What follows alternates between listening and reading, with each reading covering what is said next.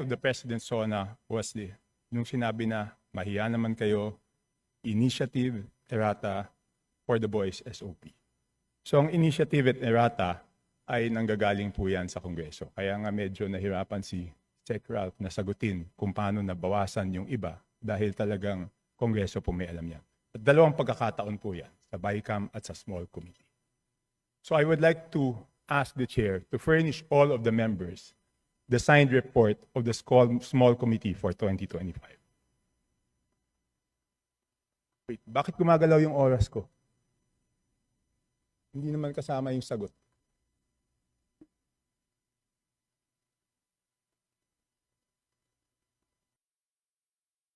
Thank you very much, Representative Chanco. The request will be put under consideration and we will let you know if it's possible to... No. Madam Chair, why should it be put under consideration? This is of public record. This is in accordance with our rules. That all committee reports must be given to all members. And that shouldn't be taken against my time because you're telling me that, teka, balik natin yung oras ko kasi sinasabi na that will be taken into consideration. It should not be taken into consideration. Madam Chair, allow me to read this, no? Declaration of Principles and Policies. Section number 2 of our rules. Public office is a public trust. The House of Representatives and every member thereof are accountable to the people at all times. I will not read the ending portion. Number 3, efficient and effective access to and dissemination of appropriate and accurate information are imperative in lawmaking. So why should it be taken into consideration, Madam Chair?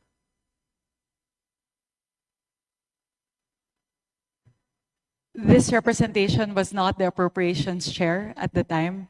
So the person who's covering the jurisdiction of that particular document, that is a document within the purview of the 19th Congress.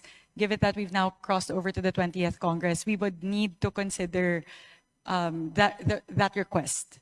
Madam Chair, that's not acceptable. This is public records. Pareho pa naman yung COMSEC natin. At yan dapat linalagay sa archives.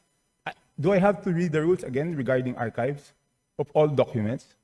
So may ang daming violation, Madam Chair. Walang record, hindi binigay. Ngayon, it's not readily available. Walang record sa archives. Ano to, sikreto? Again, this representation was not the let's ask the appropriations committee chair. Let's ask at the the committee time. secretary, where are the signed records of the 2025 small committee report? Madam Chair, simple lang to kung electronic copy, dapat lahat may electronic copy. So dapat i-email sa amin lahat within 5 minutes, di ba? As a response to the Honorable Chanco, we will look into the records and Madam- look at the Madam Chair. particular item.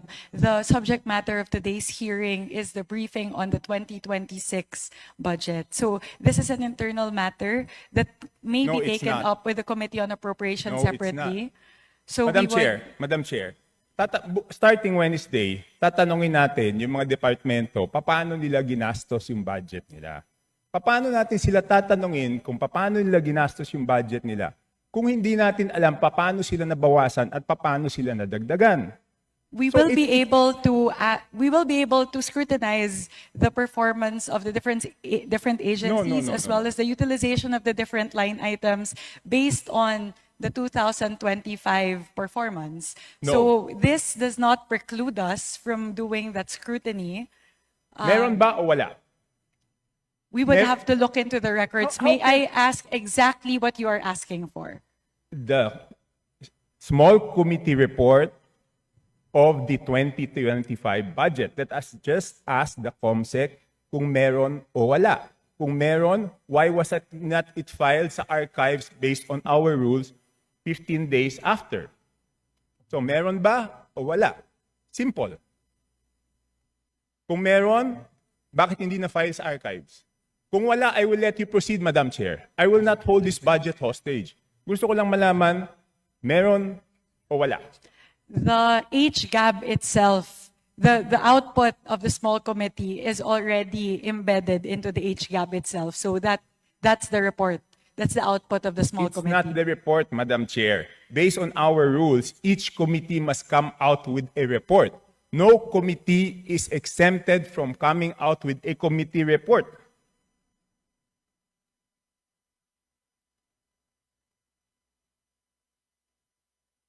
Please check Section 39 of Rule 9 of our rules.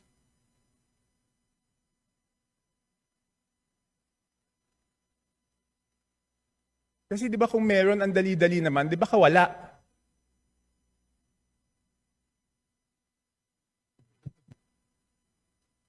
So the small committee is subsumed within the Committee on Appropriations, and it is the Committee on Appropriations who's required to submit the committee report. In this case, the report and the output of the Committee on Appropriations is the HGAB. No, it's not. The HGAB is different from a committee report. Just like any other bill, the bill is different from the committee report. There must be a committee report included to the bill. It is not one and the same. At the point of after the committee hearings are done, the Committee on Appropriations comes out with a committee report, and then it moves to plenary, at which point we approve it and the small committee works. So now the output of the Committee on Appropriations, once that is elevated to the plenary, is the HGAB. No. So there's no other committee report that needs to be furnished by the Committee on Appropriations apart from the HGAB itself. It is not exempted from our rules, Madam Chair. Maliwanag, Section 39. Gusto niyo basahin niyo? Okay, I will ask the committee secretariat, how many meetings were held? There were 2 meetings. 2 meetings. Did you follow, nasaan yung minutes ng meetings? Where were the meetings held? What date? Iba po yun eh. Kasi tignan nyo, yung BICAM, di ba may BICAM report? Doon sa BICAM report, teka muna, ba't umaandar yung oras ko? Hindi pa nila natatapos yung isyong rineraise ko. Doon sa BICAM report, nakasulat, okay, yung BICAM report, pinipintasan natin. Pero yung BICAM report, may nakasulat doon kung alin yung nabawasan, alin yung nagdagdagan. Dito sa HGAB, wala tayong makita kung alin yung nabawasan, alin yung nadagdagan. With the indulgence of Representative Chanco, so the COMSEC is currently looking into the specific request as well as the level of detail that you are requesting. No, within 5 minutes, I need the committee report. If we may please move on to the other questions Yes, while but- they're working on Yes, this. I will. But if within 5 minutes wala yan, ibig sabihin wala yan, ngayon palang gagawa yan. Ang gusto natin na committee report is the same as the BICAM. Okay? The same as the BICAM. Nakasulat kung saan binawas, saan nadagdag. Okay, I will mention why it is very important. Okay, ito may 2 distrito, no? At sino ang nag-introduce ng amendment? May 2 distrito, hindi naman to kasalanan ng congressman doon sa distritong yon. Ang NEP nila is 2.530 billion. And then, pagdating sa GAA, naging 20.999 billion. Isa pa, 1.508583 billion sa NEP. Pagdating sa GAA, 20.795. So, tapos, ang pinasok lang sa BICAM dito is 5 billion and 4 billion each. So, ang napasok dun sa small committee is 13 billion, dun sa isa, yung isa 14 billion. So, sino yung nagpasok ng 13 billion na yun at saan tinanggal yun?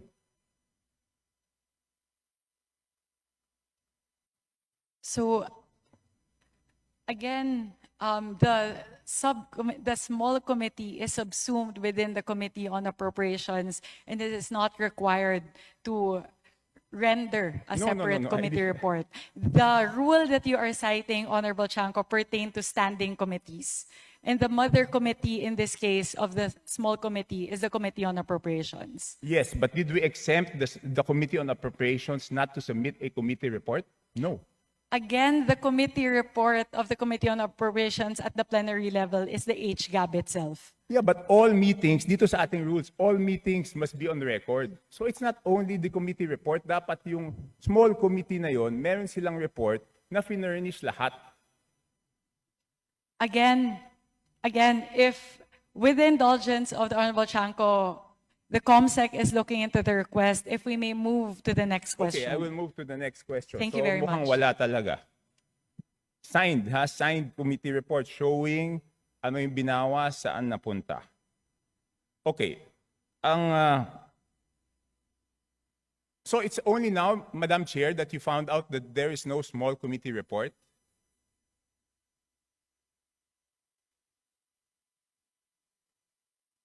Madam Chair, it's only today that you found out that there's no small committee report? Again, Representative Chanco, I was not the chairperson of the Committee on Appropriations at time, nor was I linked to the budget deliberations or the deliberations of the small committee. So this is something that we are looking into based on your query. Okay. So, you mentioned in a press conference that you will have a subcommittee on budget amendments to replace the small committee. Is that correct? Yes, that is correct. Does it mean that we will now strictly follow section 56 and 57 of our rules, that before we after we approve on second reading, no further amendments will be made? Yes, that is correct. So, lahat ng individual amendments will be tackled before approval on second reading? All amendments of institutional nature will all be included in the version of the bill that will be approved on second reading. No, not institutional. I'm referring to committee and individual amendments. Technically speaking, yes, both committee and individual amendments as moved, as tackled during the period of amendments in the plenary. So after the second reading, wala na pong babaguhin? Yes, that is correct. Okay. Sumunod, sino po ang mga miyembro ng small committee at paano sila pinili? As of now, it's an ongoing discussion. It will not be small. The It's actually subcommittee on budget amendments. Yes. So we are looking into representatives nominated by each of the political parties, plus the party list coalition, plus members of the minority. So we are looking at least 10 members. So discussions are still ongoing, so I'm unable to say definitively how many the members are and who the members are. So sinabi niyo po, political parties, majority, minority. That is correct. Bakit wala pong representative ang independents?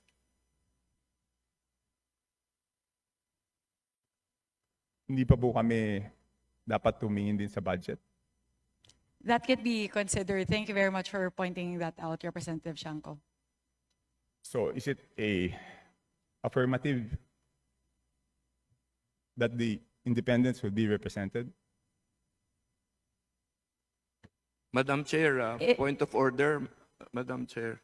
Kasi kanina I was asking kung ano ito, kung hearing ito o briefing. Ang sagot sa akin, briefing. Sa naririnig ko parang hearing. Because we are now discussing, things that are properly discussed in the committee itself. So